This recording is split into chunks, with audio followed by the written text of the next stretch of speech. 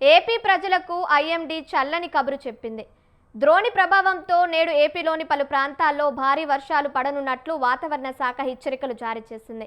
ముఖ్యంగా శ్రీకాకుళం, విజయనగరం, మన్యం, అల్లూరి, పోలవరం, విశాఖ, అనకాపల్లి, కాకినాడ, కోనసీమ, తూర్పు గోదావరి, పశ్చిమ గోదావరి, ఏలూరు, కృష్ణా, ఎన్టీఆర్, శ్రీ సత్యసాయి, వైఎస్ఆర్ కడప, చిత్తూరు, తిరుపతి జిల్లాల్లో అక్కడక్కడ పిడుగులతో కూడిన తేలికపాటి వర్షాలు కురిసే అవకాశం ఉందని పేర్కొంది.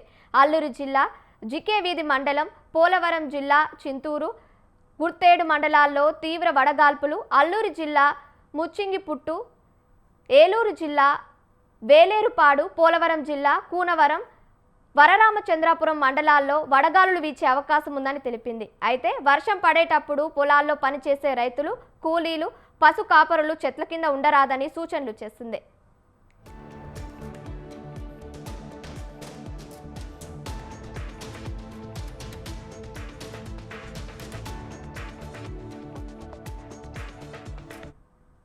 ఏపీ ప్రజలకు ఐఎండీ చల్లటి కబురు చెప్పింది. ద్రోణి ప్రభావంతో నేడు ఏపీలోని పలు ప్రాంతాల్లో భారీ వర్షాలు పడనున్నట్లు వాతావరణ శాఖ హెచ్చరికలు జారీ చేసింది.